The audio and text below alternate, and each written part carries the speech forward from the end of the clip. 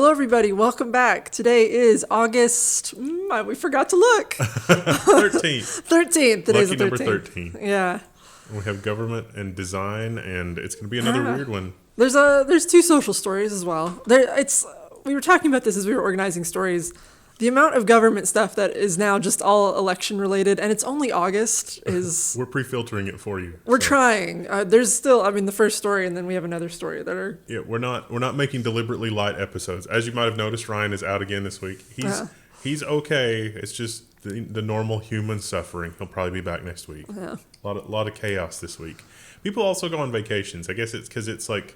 the political season or whatever is going to heat up the fall of the year, and everybody's like, let's take 2 weeks in the middle of summer or at the end of summer. Well, people who have children, that makes more sense. Also, anybody connected to like the university. Yeah. It's just a lot of non-news this week, aside from just the chaos of things breaking. I feel like summer is the worst time to take a vacation. Weigh in the comments below, but it's so hot, it's miserable to go anywhere. It is nice to go to Taiwan in the spring. Yeah. Spring is like ideal vacation time. Fall, I'll even hike in the winter before I'll hike in the summer. Not so much. Yeah. And then we do have a little bit of political news as it relates to technology. Just a little bit. I'm so sorry. Yeah. I'm so sorry. Kamala picking Governor Walz for VP is a win for the right to repair movement. Those of you who have been following the political hellscape here in the U.S. know that he is the governor of Minnesota, and Minnesota has some of the most intense rules around right to repair that they passed, I think, last year or the year before. So that's hopefully, good news for us going forward if they were elected. I love this. I don't like the mindset of you have the right to repair as if anything that you're not explicitly granted the right to, you can't do. Yeah. And it's like... It's sad that we have to codify that into law, but... If people are going to try to strip it away from you, I'd rather have it codified into law. It's like, no, you must have this.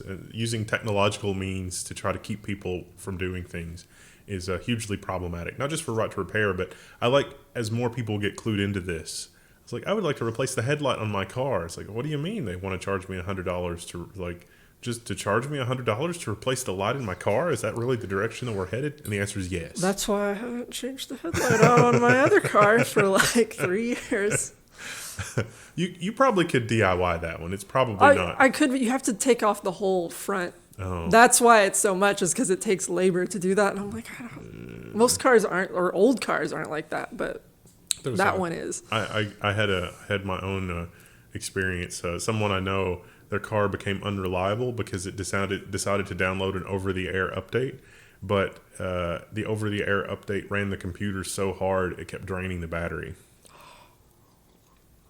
What car was that? And so it was just like... you don't have to answer, I guess, but... It was just like mysterious, like, why does it keep draining the battery? The battery must be bad. It wasn't. Must be the alternator not charging the battery. Also, no. It was the computer receiving an over-the-air update and just destroying the battery because... something went wrong with the update, and then... That's the world we live in now. Yeah. What kind of future? And I'm sorry, it's like, is it, you got a license to do the troubleshooting to figure that out? That's where we're headed. You got to pay for the fancy diagnostic equipment, which... Yeah. Even right to repair kind of makes that a thing, but... Meanwhile, if it was just a normal computer, it could say, hey, I have an update. I would like to apply it. Would you like to update it? You can set it on automatic updates, but it should be clear that it's doing something. It shouldn't be just surreptitiously doing something in the background, and then you have to figure out and be like, oh, that's why the computer is intermittently using so much power. It's because it's trying to update. We should turn that off. The other side of the coin is that these same copyright laws that have taken away all of our rights without actually having a law to take away the rights also apply to copyrighted material and copyrighted media. It's like I'm helping organize. I've inherited like DVD collections, and it's like, ooh, I would like to format shift those, and it's like, that's already kind of a murky area. I think that's okay. That might not actually be okay under the law. I don't know, but it should be okay under the law for you to format shift your DVDs, just as it should be okay. Like if you're watching a streaming movie on Netflix and you want to archive that should be within the law. You should be able to do that legally. You did pay for it. Most people don't understand you can't do that, or it's not okay to do that, I guess. Without objective morality, all things are permissible. Yeah, and it's like, well, how do I enjoy this media without having to rebuy it over and over and over again. And A right lot now, of streaming shows don't even get released to DVD Yeah. anymore. They just expect you to pay for it forever, even though it's like, well, I've already paid to watch this. yeah, if you're going to treat it like a license, then it should be a perpetual license, not a time-limited license. We're back to book publishers literally did this at the turn of the 20th century. It's like, this book is not eligible for resale. I'm sorry. Come again? What? We almost lost the VCR. 5-4 in the United States. The Supreme Court was like, I don't know if we should allow video cassette recording because it might negatively impinge copyright holders. It's like, I don't know. Something else that we're not really sure about. Google is a monopolist. What you should know about the historic antitrust ruling. This is pretty definitive. Also, the judge's name was Meta, which I thought was funny. That is kind of funny. Yeah. So last week, as we were doing the news, the ruling for this came down and said, yes, Google does have a monopoly on the ad spend and the rules around how they do ads. And search. It was mostly around search because they pay other people to use their search specifically. And this is the ruling that brought us Apple saying, Bing is so bad, Microsoft couldn't pay us to use Bing, which is kind of funny. Bing has gotten better. And I'm like, is Google really the prize anymore? Like that it used to be? I mean, I know probably for the name, but like Google's not as good as it used to be either. Google has gotten to the point where even when I'm putting my terms in quotes around that, it can't find anything. And I'll search for things without quotes, and it's like, I'm just going to search for something else that I think that you mean. And it's like, oh, sweetie, no. Yeah. No, that's not what I meant. And then I use the quote. Bless your heart. It's like, how did it get this bad? Bing is actually better, not because Bing improved, but because Google got that much worse. Yeah, I find I have to bounce between DuckDuckGo, which I think is just Bing anyway, and then Google, depending on what I'm looking for. We can talk a little bit more about that at the end, because there's a funny story at the end. Don't skip ahead in the one tabs. Do it. We're not cops. You can do whatever you want. Your right to skip ahead is not codified in law, therefore you don't have that right. Yeah, it's that's like, that's not how you that must works. watch the entire video. Also, we're going to do 5 ad reads this time. That's not how that works at all.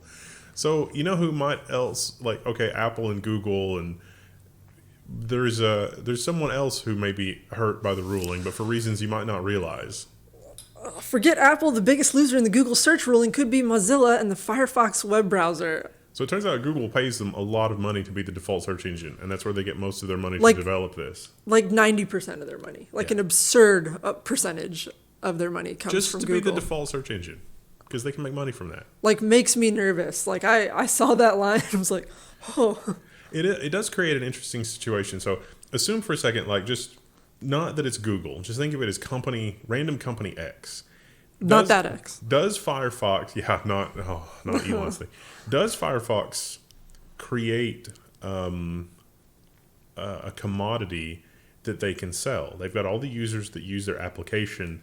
They could sell the ad thing or the search thing to the highest bidder.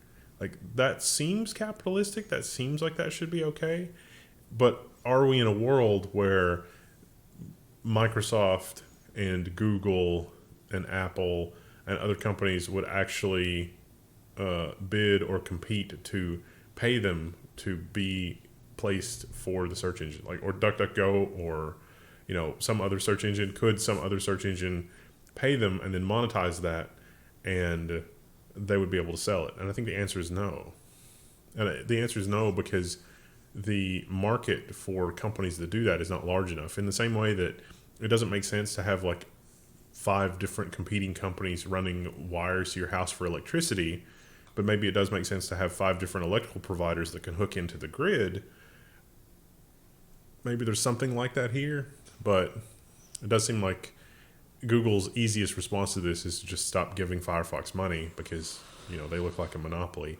And so this may be an unintended side effect of the ruling. Yeah. So. I still use Firefox, and I would be very upset if something happened to them. But well, and we're not arguing that Google's not a monopoly. I mean, I think you can look at it and be like, tracks. But at the same time, they got the monocle, they got the top hat. Actually, didn't we find out that he doesn't actually have a monocle a while back, and it kind of another Mandela effect. Yeah.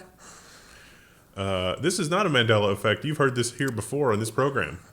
Leak reveals Israeli government interfered with WhatsApp's lawsuit against spyware company. The spyware company is Pegasus. Yeah. We've covered this before, and we've actually had people in the comments say that we're tinfoil hat, which is annoying because... we kind of are. I mean, we kind of are. But you get this ruling, and then they say, oh, yeah, we've known all along. And it's like, which is it? Pick one, Chuckles. Yeah. So. Is it paranoia? Yes. But also, they are out to get you. But also the Israeli government interfering with WhatsApp. Like, if you look at WhatsApp and you look at what's going on the surface there, you'd never realize that you have such an adversarial relationship potentially with WhatsApp. It's just this is a goofy, dumb application for like, why would it? Oh, it runs deep, runs very deep. So people use it to talk. People use it to talk and deploy spyware. Journalists, diplomats, etc., etc. High value targets. Don't forget that the spyware is what, Jeff Bezos was having an affair, and because of the spyware and the affair and everything else, it sent Amazon in a completely different corporate trajectory, and arguably Blue Origin in a completely different corporate trajectory, because Bezos was like, how could they possibly know this? And it turns out his phone was compromised, and he had to hire a PI, and like all of the details of that I think will come out in another 5 or 10 years, and it's going to make an incredible book. It's going to be like Jason Bourne, except it's reality. Jason Bourne, but like him just cheating on his wife. Well, no, just trying to track down how his phone was compromised and like what happened, and then it'll turn out to just be dumb information, like information operational security, or it's like, oh, I clicked on this thing somebody sent me on my iPhone that was supposed to be secure, and it wasn't secure at all. Like, I thought the iPhone was safe. It wasn't. You know what else wasn't safe? Your investments in crypto.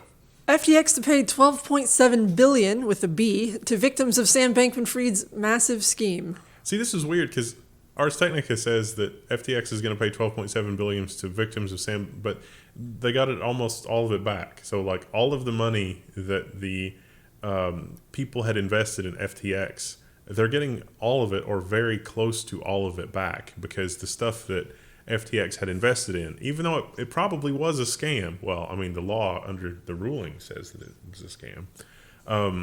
But all the people get their stuff back because the stuff that they invested in, some of it actually did pay off in a big way, which is kind of wild. Although universe takes care of an idiot. If you had invested in Bitcoin at the beginning, though, it would have done a lot better. I guess is the one thing that the commenters here have pointed out. And I think that there's a lot of things to be interested in with this, but it's kind of wild. It's like, wait a minute, we've shut down this company because they're running a scam, and sure, the company could have provided the people participating in the company insanely way more returns, but at least they didn't lose everything the way that it is with most other crypto scams, which is not really like, the bar's in hell, but like they did clear it. So I don't know. Engagement challenge? Did you have stuff in FTX? It's like, oh, I saw the Matt Damon commercial, and that's what got me into crypto.com. There's I think it's not till the AI sections, but there was a reference to all those commercials in one of our stories. Oh, somewhere on the network drive, there's clips of me making fun of Matt Damon in the South Park way, and also saying the same quote in front of the crypto.com stadium. We need to work that into some video in the future. I'm just making a mental note. That's 2 years too late, so no one will know the reference. Oops. Speaking of other people who won't know the references anymore, mass YouTube outage hits Russia amid escalating official criticism. So I guess YouTube, this isn't the first time we've covered this, but YouTube up until recently was still basically available in Russia, but Russia was sending takedowns to YouTube to say, hey, hide this content in Russia, or we don't want to see this content in Russia. No skibidity toilet. And so Google's like, oh, okay, I guess we can do that. But now they're saying I think some people were saying like 70% of the time it's just out. Like you can't get to it at all anymore. Yeah, and even if you can get to it, it's only at dial-up speeds, 128 kilobit. So you could listen to music on it. That's about it. But I don't know. Things seem dicey in many parts of the world, as it turns out. And in case things get dicey, some folks are looking at what Elon Musk is doing with Starlink, and they're saying, wow, that seems like a really good idea. China launches satellites for major network to rival Elon Musk's Starlink. Neat. China's going to build their own Starlink? Well, 18 satellites recently launched. so far. They only need a couple thousand more.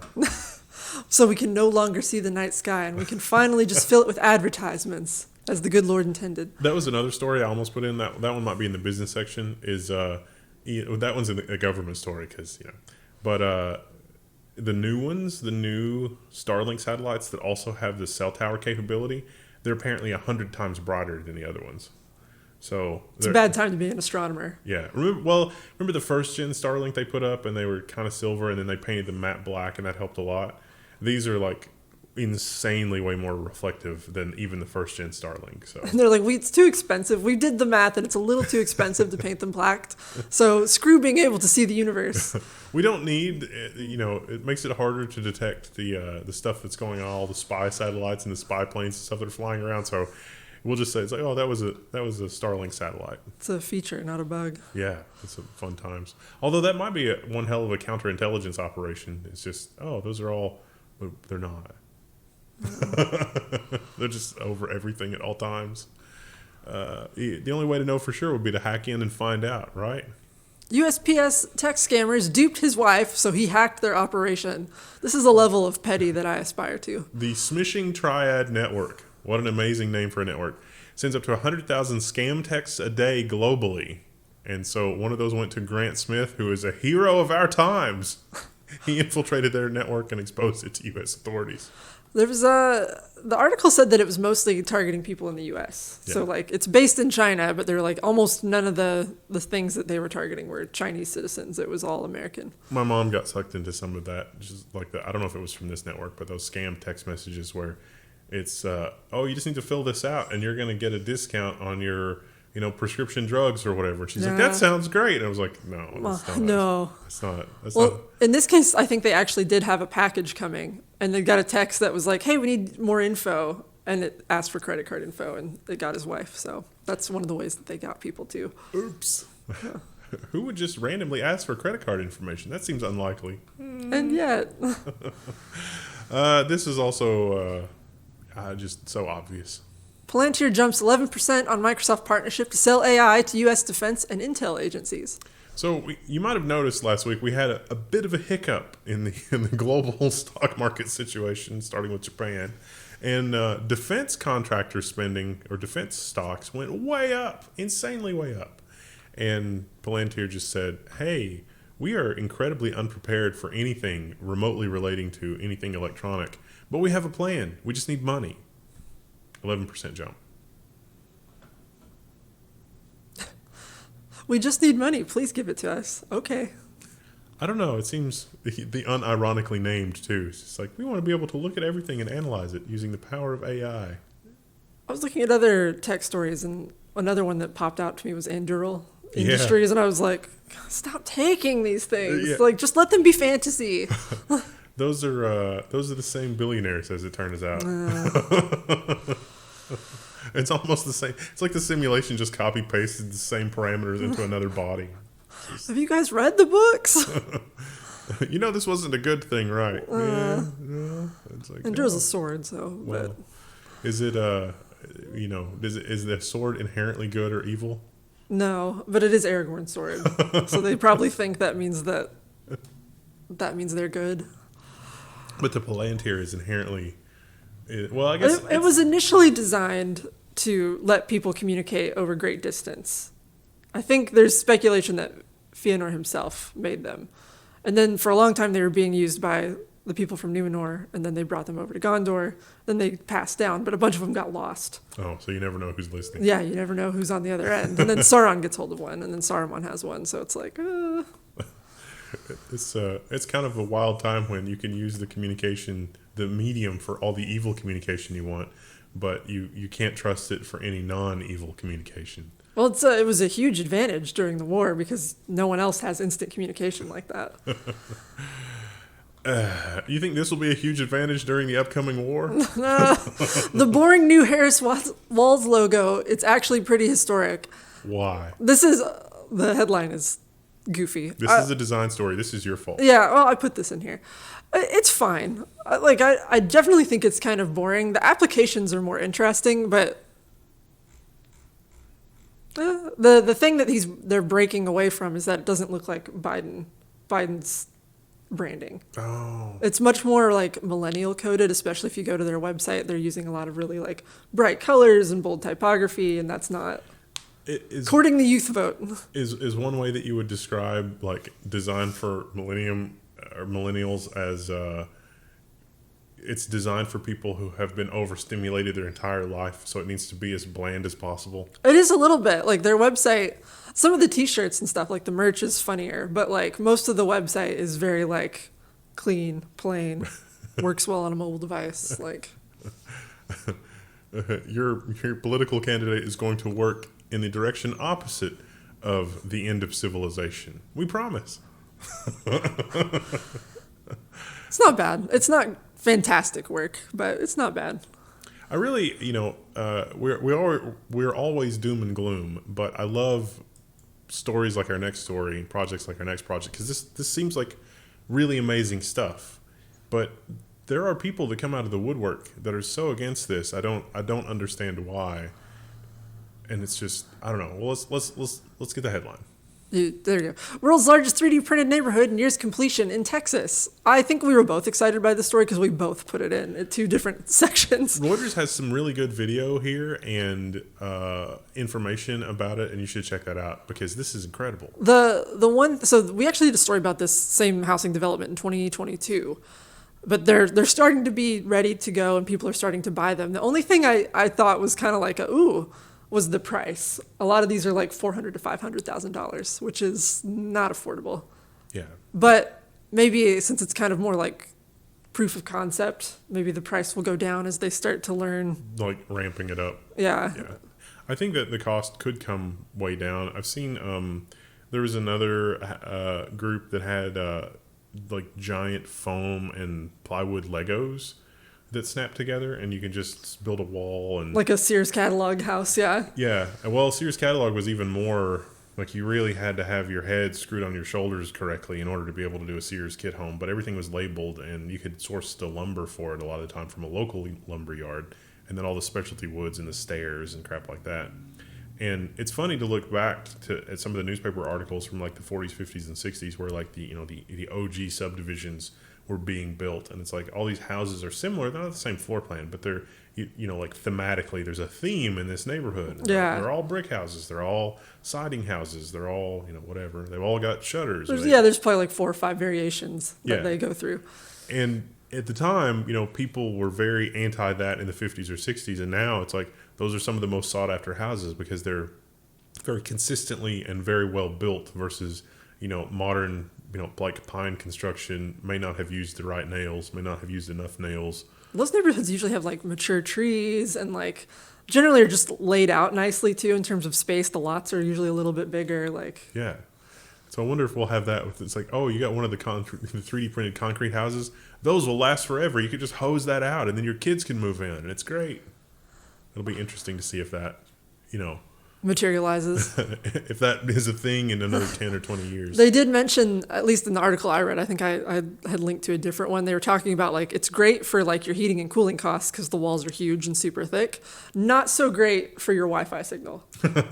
So they were that's one of the things we had to troubleshoot when we were putting these houses up. Wi-Fi 6 wants you to have an access point in every room anyway, or Wi-Fi 7.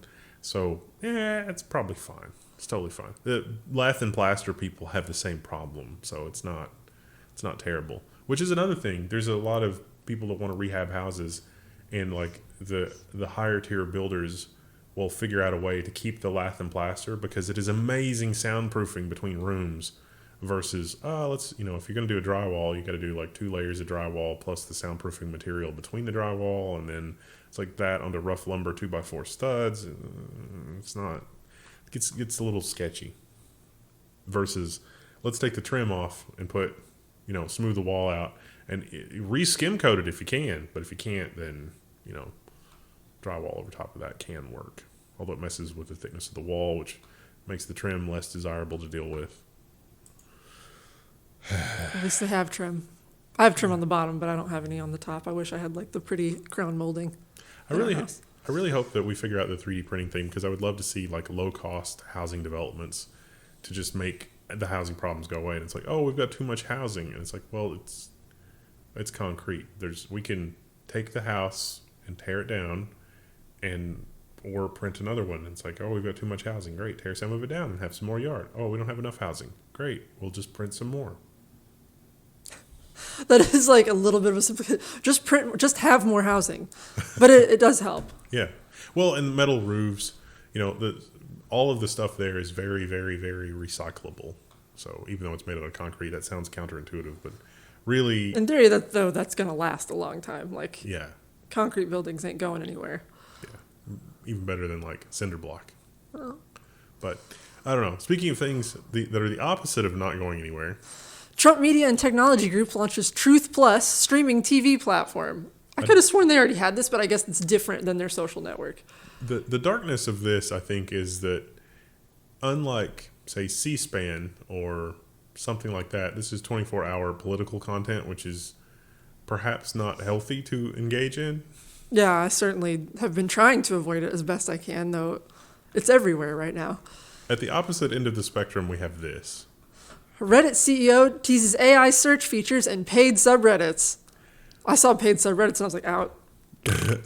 So I think this is a little bit going to his head in terms of,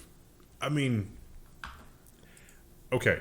So the reality that we're at in 2024 is that there is so much AI generated content that is such low information density that it is basically impossible to find anything. We are at where the internet was before we had Google to be able to search everything. It was basically link directories and web rings, web rings, that sort of thing. A banner you put on your blog. Reddit finds itself as the OG web ring in this era. It is the OG DMOZ, the great internet link directory. And so, yeah, they're looking to monetize and capture. But the reason search engines are so interested in this, we covered this last week, where Google is paying Reddit a lot of money to use it as a data set for search, which is horrifying for a lot of reasons. But part of that is because of the curated content on Reddit is people discussing the real websites, or at least websites that are real enough that people will use it as a reference. So even if you're not linking directly to Reddit, Reddit talks about, like the Level 1 text forum where you can get awesome help with stuff, or Serve the Homes forum where you can get awesome help with stuff, and then links to drivers and links to things you can download and links to how-to guides and links for like how to reverse engineer the firmware on the Nano KVM from Cyped, fun stuff like that. And so that is a basis for building the contents of search. And when something that looks kind of spammy pops up on those user places, the users usually deal with that with fire, which is amazing.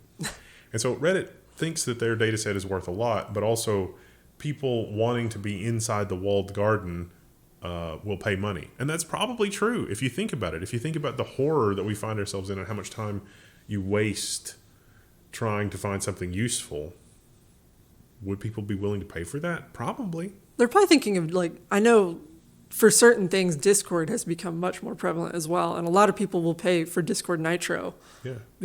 Or they'll pay Patreon or something to get access to a specific channel in a Discord. Yeah.